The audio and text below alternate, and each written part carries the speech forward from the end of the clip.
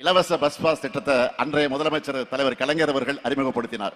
4 ஆண்டுகளா புதுமை பெண் திட்டம், தமிழ் புதல்வன் திட்டம், நான் முதல்வன் திட்டம், மாடல் ஸ்கூல்ஸ், ஸ்மார்ட் வகுப்பறைகள், விளையாட்டுத்துறைக்கு சிறப்பு கவனம் செலுத்தக்கூடிய திட்டங்கள்னு ஏராளமான திட்டங்களை நம்முடைய வளர்ச்சியை பார்த்து ஒதுக்க முடியாம தடை ஏற்படுத்தக்கூடிய சிலருக்கு பயத்தை வரவழைக்கணும்.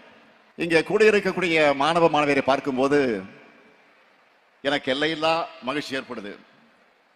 மாணவ செல்வங்களே, நீங்கள் படிச்சு முன்னேறுகிற காரணத்தால நீங்கள் மட்டுமல்ல, உங்கள் குடும்பமும் முன்னேற போகுது. உங்களுடைய அடுத்த தலைமுறைக்கும் நீங்க கொண்டு போறீங்க, எனக்கு அந்த தலைமுறையும் முன்னேற போகுது.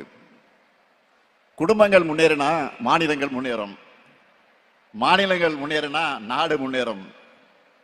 அதனாலதான் நாம தொடர்ந்து கல்வியோட முக்கியத்துவத்தை எடுத்து சொல்லிக் கொண்டிருக்கிறோம். 1000 ஆண்டுகளா சாதி எனும் கால் முளைத்த சதி அந்த சமூகத்தை ஆட்கொண்டதால நம்முடைய கல்வி வாய்ப்பு மறுக்கப்பட்டுச்சு. வரலாறு நெடுக இந்த ஆதிக்கத்துக்கு எதிராக கலகம் செஞ்ச புரட்சியாளர்கள் இருந்துட்டு தான் இருக்காங்க. அந்த தொடர்ச்சியோட உச்சமா திராவிட இயக்கம் தமிழ் மண்ணில் நிகழ்த்தின புரட்சி தான் இன்னைக்கு இந்த அளவுக்கு வேகமாக நடைபெற காரணமா இருக்கு. அன்றைக்கு சென்னை மாகாண பள்ளிகள்ல மதிய உணவு திட்டத்தை நீதி கட்சி அறிமுகப்படுத்தினாங்க. தொடர்ந்து பெருந்தலைவர் காமராஜர் அவர்கள் தமிழ்நாடு முழுக்க பள்ளிகள்ல மதிய உணவு திட்டத்தை அறிமுகப்படுத்தினார். தமிழ்நாட்டில் இருக்கக்கூடிய எல்லாரையும் எப்பாடுபட்டாவது பள்ளிகளுக்கு அழைச்சு அவர்களை படிக்க வைக்கணும் என்கிற காரணத்திற்காகத்தான். அதுதான் படிப்படியாக வளர்ந்து இன்னைக்கு நம்ம திராவிட மாடல் அரசு கொண்டு வந்திருக்கக்கூடிய காலை உணவு திட்டம் உருவாகி இருக்கு. தொடக்க கல்வி முடிச்சுட்டு மேற்கல்விக்கு போகக்கூடிய மாணவர்களுக்கு போக்குவரத்து வசதி ஒரு தடையா இருக்கக்கூடாதுன்னு சட்டமன்ற உறுப்பினராக நான் முதல்ல அவையில் எடுத்து வச்ச கோரிக்கை ஏற்று இலவச பஸ் பாஸ் திட்டத்தை அன்றைய முதலமைச்சர் தலைவர் கலைஞர் அவர்கள் அறிமுகப்படுத்தினார்.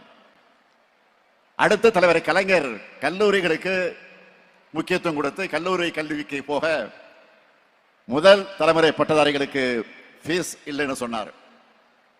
எல்லா சமூகத்தினருக்கும் கல்வி சாலைகள இடம் கிடைக்க இடஒதுக்கீட்டை உயர்த்தினார். இப்படி ஏராளமான போராட்டங்கள் நிறைந்தது நம்முடைய கல்வி பயணம்.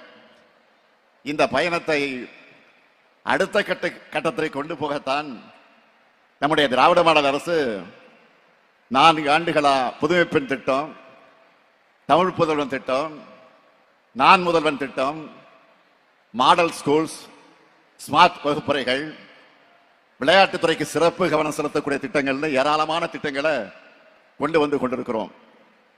ஒருவேளை உணவு தராததாலேயே, மாதம் 1000 ரூபாய் தராததாலேயே என்ன பெரிய மாற்றம் வந்துடுன்னு சிலர் நினைக்கலாம். காலை உணவு திட்டம் அறிமுகமானதிலிருந்து மாணவருடைய வருகை அதிகரிச்சிருக்கு. புதுமை பெண் தமிழ் புதல்வன் திட்டங்கள் செயல்பாட்டுக்கு வந்ததிலிருந்து +2 படிச்ச மாணவர்களை 75 விழுக்காடு மாணவர்கள் உயர்கல்வியில் சேர்றாங்க. குறிப்பா பெண்கள் உயர்கல்வியில் சேர்வது அதிக அளவு முன்னேற்றம் அடைஞ்சிருக்கு.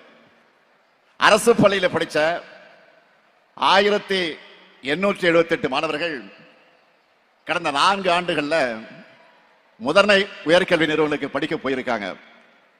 இன்னைக்கு கல்வியில தமிழ்நாடு பெற்றிருக்கக்கூடிய எழுச்சி இந்தியாவில் இருக்கக்கூடிய பல மாநிலங்கள் திரும்பி பார்க்குது. நம்மளோட திட்டங்களை அவங்க மாநிலங்களை செயல்படுத்த ஸ்டடி பண்ணிக்கிட்டு இருக்கிறாங்க. இந்த எழுச்சியை பொறுத்துக்க முடியாம தான் கல்விக்கு தடை ஏற்படுத்தலாம்னு ஒன்றியத்தில் நினைக்கிறாங்க. நம்முடைய வளர்ச்சியை பார்த்து ஒதுக்க முடியாம தடை ஏற்படுத்தக்கூடிய சிலருக்கு பயத்தை வரவழைக்கணும். நிச்சயம் நம்முடைய திட்டங்களாலும் உங்களுடைய அச்சீவ்மெண்டாலும் அது நடக்கும்.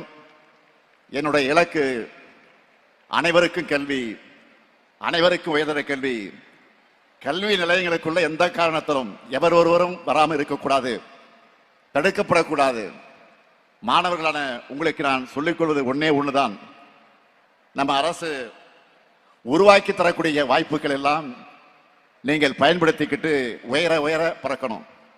அதை பார்த்து வாங்க மகிழ்ச்சி அடையணும்.